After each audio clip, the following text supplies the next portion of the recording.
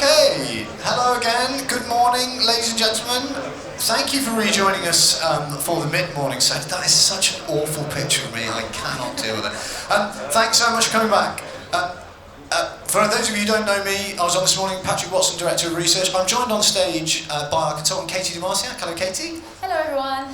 What we wanted to do today, for these events we always try and do a bit of interesting research, something new that you haven't seen. And we actually, you and ex-colleague of ours, Catie and Quinn, actually presented some generational research that we did back in 2023. So what we've done, we've updated that, and we wanted to look at workplace trends and how generational shifts are changing technology expectations. So first of all, we thought it was pretty important. I represent, despite my youthful good looks, the millennial generation, and Catie, you represent Gen Z. Woo! So we thought we'd remind everyone here of the different generations, as obviously there's quite a few on the board. So we've got the silent generation there, they're aged between 81 and 98, and obviously for the purposes of this research, we decided to exclude them mainly, as they're either retired or dead. Next we have baby boomers. They still play quite a significant part of the workforce, but they are now starting to retire in quite significant numbers. We then have Generation X, ages between 46 and 61. They play an important part in the workforce right now. Millennials are probably the largest representation in the workforce, that is Patrick's generation. And then we have, last but by no means least, my generation, Generation Z, also known as the quite infamous generation that we spoke about 3 years ago. 3 years ago, we were just starting to really enter the workforce. Now there's a lot more of us in the workforce, so a lot of you have got used to seeing quite youthful faces up on the stage. But because I was born in 1998, I'm actually technically a zillennial, so I've got a lot of millennial traits and characteristics. So obviously there'll be a lot of overlap in behaviour and attitudes between the different generations, but we thought this would be a good benchmark to segment the ages. And what we thought we'd start off with is a bit of intergenerational beef. So first of all, you should see a Slido question. If you can scan the QR code, we wanted to know which generation of colleague would you most prefer to work with, excluding your own. And while you're answering that, so Catie, we did ask this question when we did the research back in 2023, and I think the reason we've said excluding your own is because everyone picked their own generation. Which would make sense, and I happen to remember that I think Gen Z was one of the least popular generations to work with back in 2023, and I'd be very interested to see if that's changed at all. Well, it is interesting, Catie, I did look at the research. Actually, when we did this back in 2023, the least popular generation to work with was Gen Z. Only 8% of the 1,000 respondents that we had back then selected Gen Z. And just as the same back then, the most popular generation to work with, it's the millennials. So I take that as a big win for the millennial generation.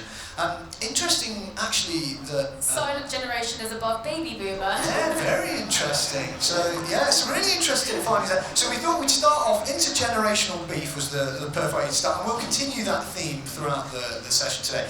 What I wanted to take you through really quickly were just some of the demographics of this research so you understand what the basis for this is. So we did 2,000 respondents, and they had to be using business software on a daily basis. We did 1,000 of those were located in Germany, 1,000 of those were located in the UK. We've also got some US data as well, but we're saving that for our US event later on in the year.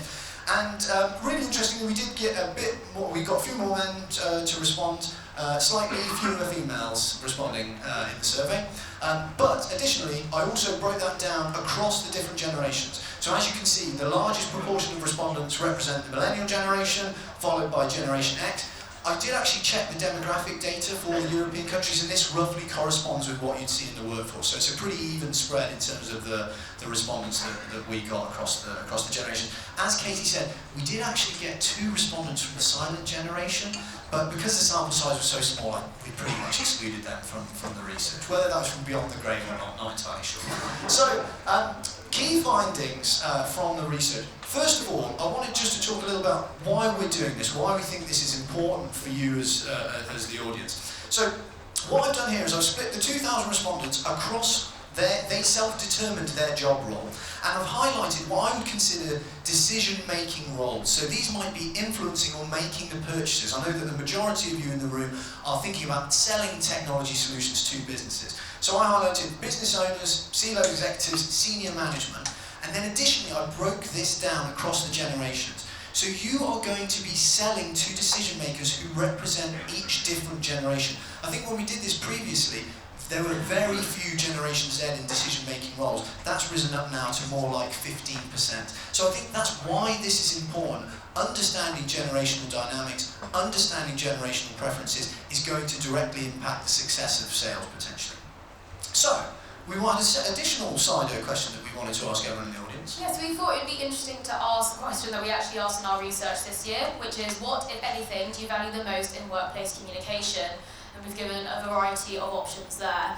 So my one personally was efficiency. Patrick, what was yours? I go straight speed. So it might be inaccurate, it could be wrong, but straight speed of reply. So whether that's email, whatever that is, straight speed of reply. Less so on the efficiency side. Yeah, see, efficiency is much more efficient. Empathy, really not getting it. And we'll come back to the empathy piece shortly. Clarity again, another one. Maybe you could do that in a foreign language just to improve that. But yeah, really interesting findings there. I think the piece around empathy, relationship building, I suppose, falls into that category. So what we wanted to do is show you the corresponding data from our survey, split across the generations. So I think the really interesting thing here was empathy, which is the light purple, pinky colour here, increases the younger you are. So the younger you are, the more empathetic you are as a general rule, clearly.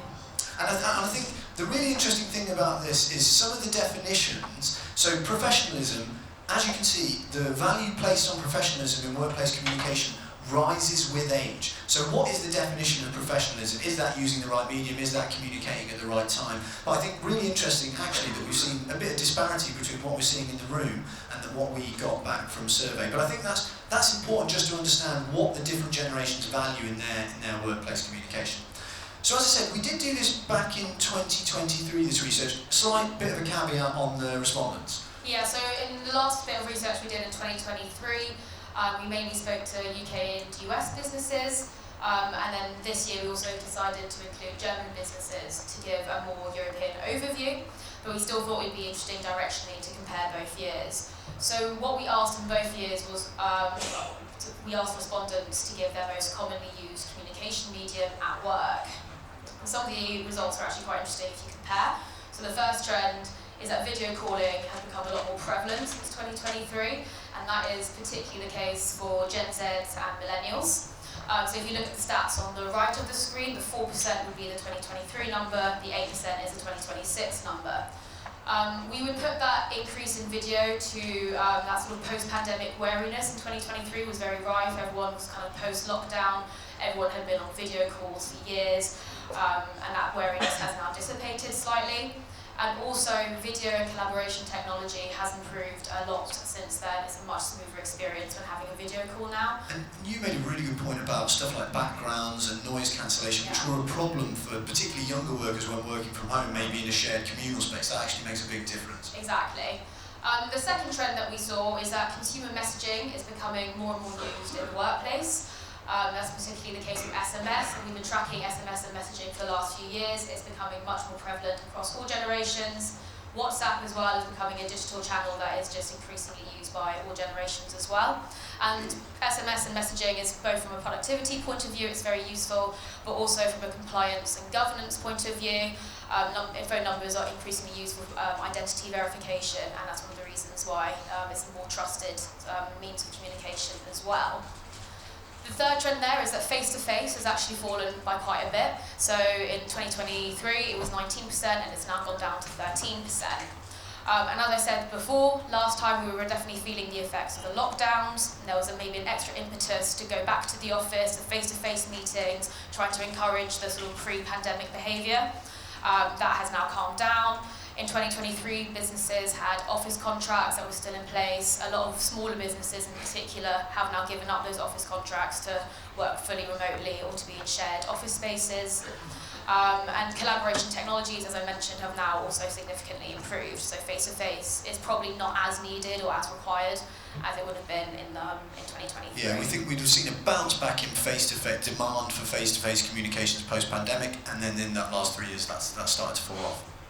Yeah, and then we also saw that Gen Z comms or communications are becoming a lot more prevalent, and we're starting to influence maybe some of the older generations in their comms choices.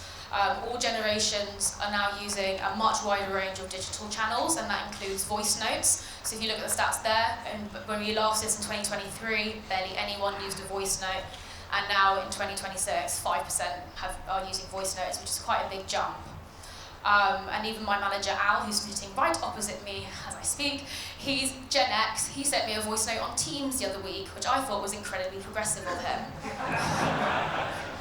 So that links nicely to my final point, which is that Gen X in particular is converging on the same behaviours as younger generations, and that is particularly related to video. So when you look at the stat, 1% used video calling before, and now 8% do.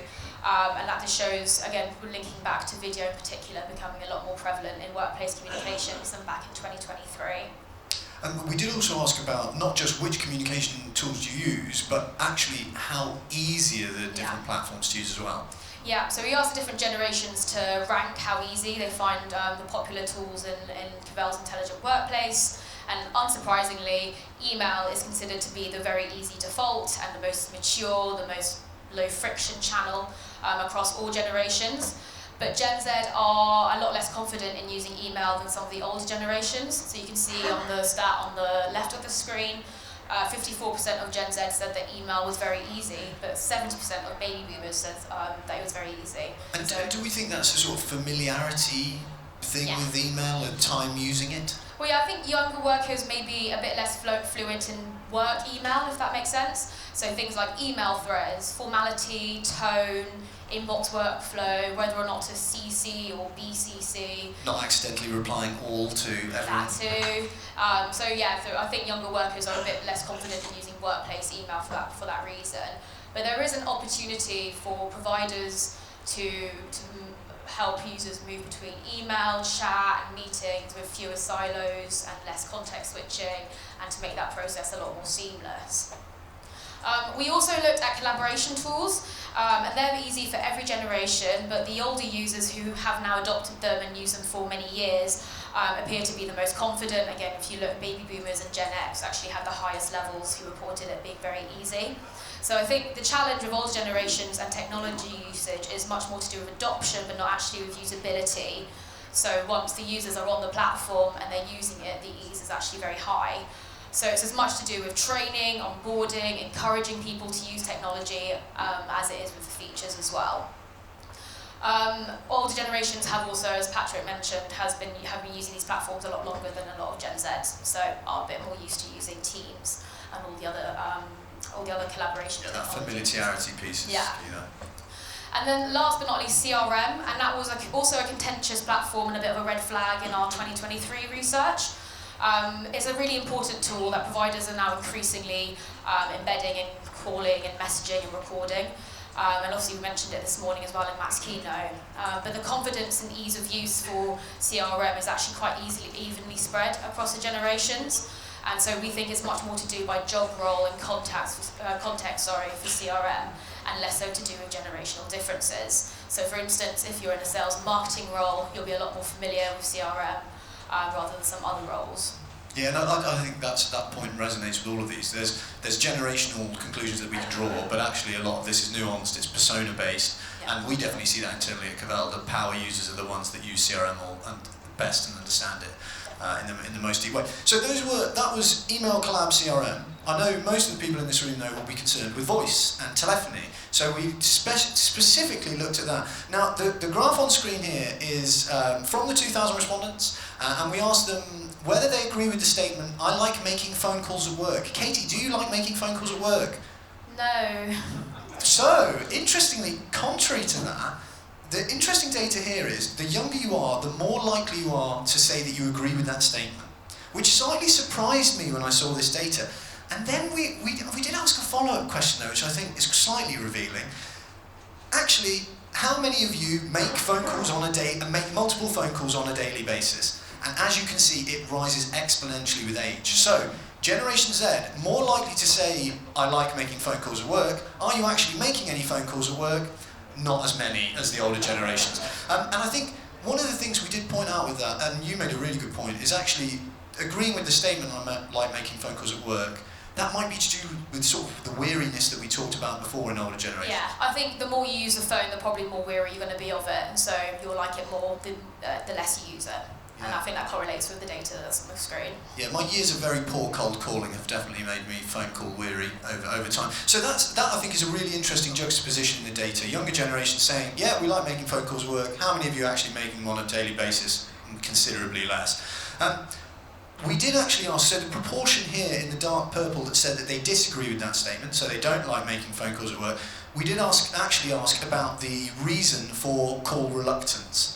And I think this is really interesting. So first of all, a really significant proportion of your generation, Generation Z, a third of them, said that actually making phone calls makes them feel anxious or gives them actual discomfort, compared to only 4% of boomers. And I think that goes back to Catie's points before. It's probably that familiarity. There's lots of reasons that might be the case, but younger generations much more likely to feel anxious or discomfort making calls at work.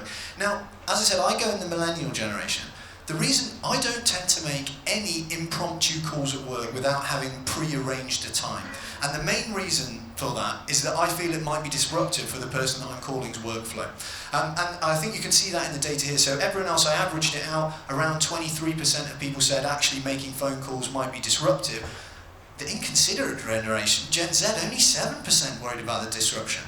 I think what I said to that is that Gen Z are more likely to be disrupted and aren't feeling that they're going to be disruptive, if that makes sense. So when we looked at the job roles, it said exactly that. Gen Z much more likely to be in junior roles. They're much more likely to be disrupted rather than being the disruptor in that example. And then finally, in terms of sort of energy drain, and you talked about efficiency being a key piece before, I suppose that comes into it.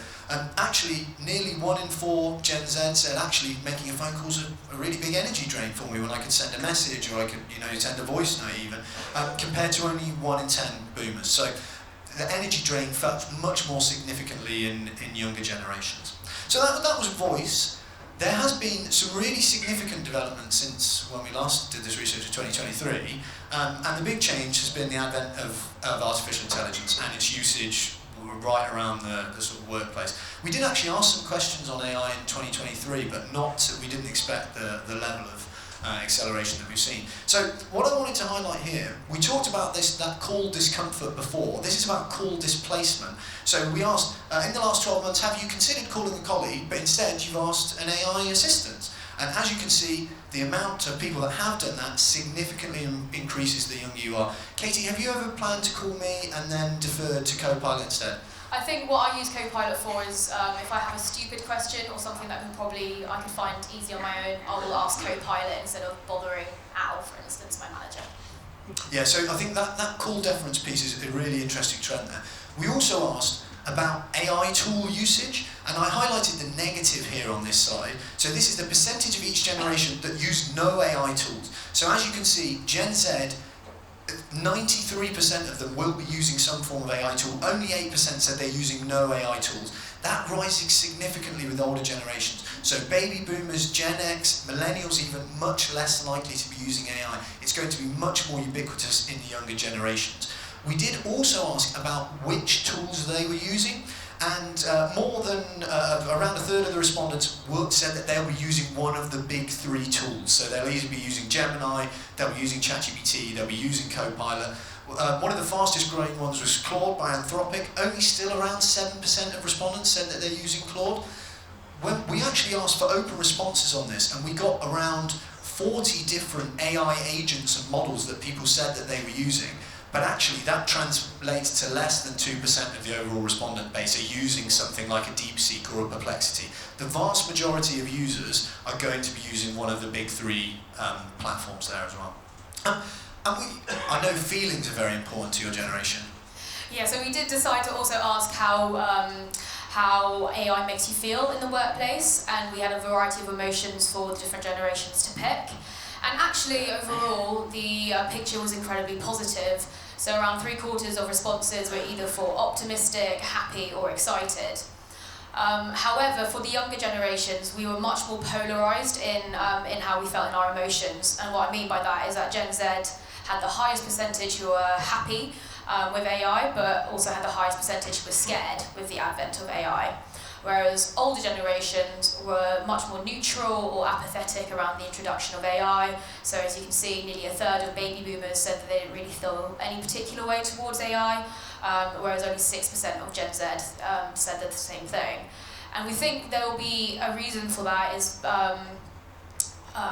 in terms of the ability that those generations have to look at the in terms of the ambivalence towards AI is more likely because they don't have that long left in the workforce. Well, yeah, so a lot of baby boomers especially are looking to retire and they will be leaving the workplace soon, and so they probably don't care as much about the advent of AI, whereas obviously for me, I'm going to be using AI for years to come. I care much more about whether or not it's going to be used in the workplace, how it's being used in the workplace for precisely that purpose. Yeah, so younger generations are much more likely to be affected by AI in the longer term. Older generations is going to have less of an impact for less time, therefore they're more likely to be slightly ambivalent. What we also wanted to highlight was the specific tasks that all generations were using AI for. And I realise this is a bit complicated, but the reason I wanted to heat map this was for a very specific reason. So we've highlighted the different tasks that people are using AI for, and then we've split that across the generations. So as you can see, younger generations, so if we look at Gen Z, actually use AI for a much wider range of tasks. And not just specific things around information gathering or writing emails and text, actually right across into ideation, into workflow automation, maybe even into coding areas. Older generations, much more likely to use AI for a very specific range of tasks. So whether that's editing, whether that's creating specific things, but in a much more specific area rather than a sort of broader range of different functionality. So much broader spread in younger generations in terms of how they're using AI. How does this impact you from a service provider perspective? So sort of few key highlights there.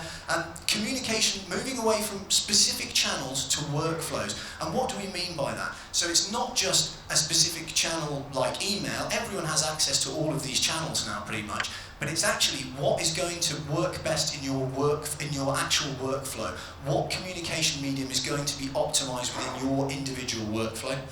As we saw, AI is changing when people communicate. Actually, they might not make a phone call because they might consult an AI agent instead.